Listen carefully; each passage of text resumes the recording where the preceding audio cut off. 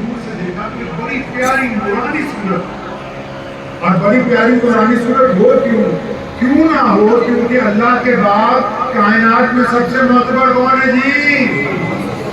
کائنات میں سب سے معتبر کون ہے؟ اللہ کے بعد کائنات میں کون ہے؟ اللہ کے بعد کائنات میں کون ہے؟ اس لیے آپ سے کہلوا رہا ہوں، کیونکہ آج کل کچھ لوگوں کو جن کو استنجا بھی کرنا نہیں آتا، ان کو فتویٰ دینے کا بھی شوق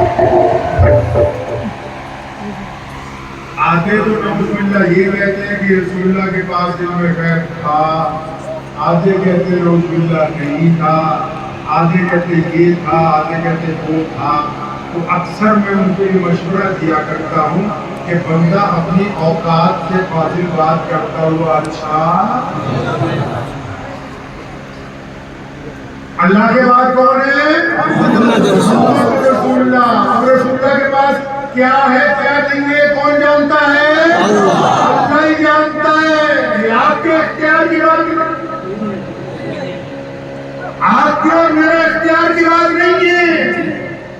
اسلام کی 1450 سالہ تاریخ میں امام ابو حنیفہ علیہ رحمہ سے لے کے شاہ ولی اللہ محدث دہلوی تک کسی بھی مولوی نے کبھی نبی علیہ السلام کے اختیارات کے اوپر نعوذ باللہ گفتگو نہیں کی ہے۔ یہ بدبخت آج کے دور میں پیدا ہوئے جن کو استنجا بھی کرنا نہیں آتا، جو خود یہ بتانا چاہتے ہیں کہ نبی اللہ صلی اللہ علیہ وسلم کے اختیارات کیا ہیں اور کیا نہیں ہیں۔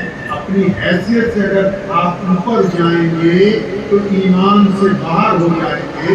ہمارا کام اطاعت کرنا ہے، فرما برداری کرنا ہے، محمد رسول اللہ کی شان بیان کرنا ہے، اس کی حدود قائم کرنا ہمارا کام ہے۔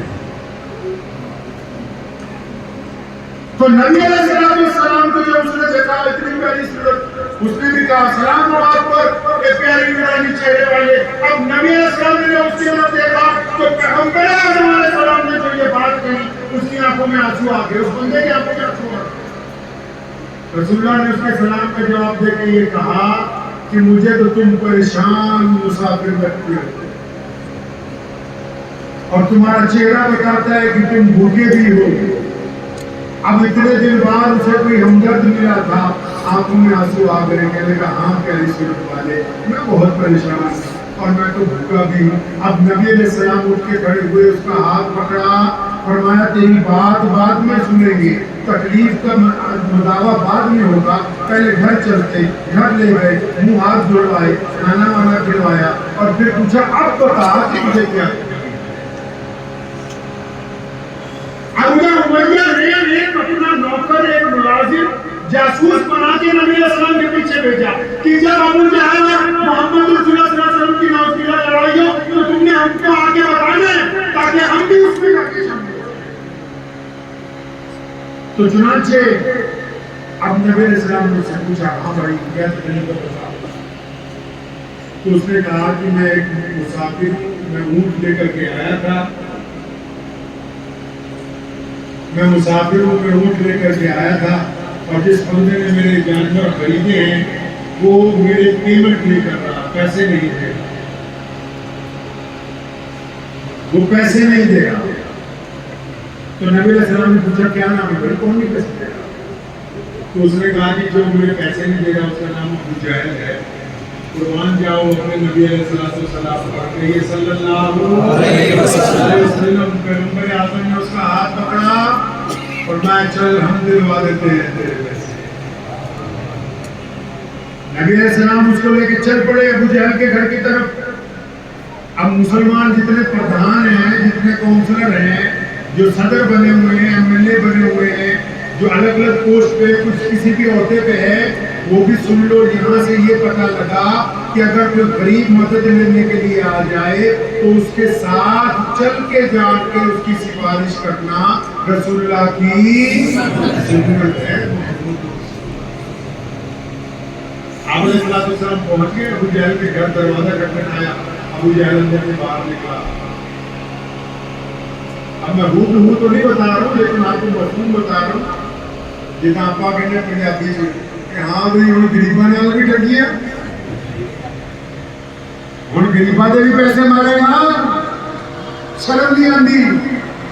अब गरीबों के साथ भी सेफ्टी, कोई शर्म आया बाकी चल मसला। अब अबू जहल नबी अलैहिस्सलाम को देख के कांप रहा।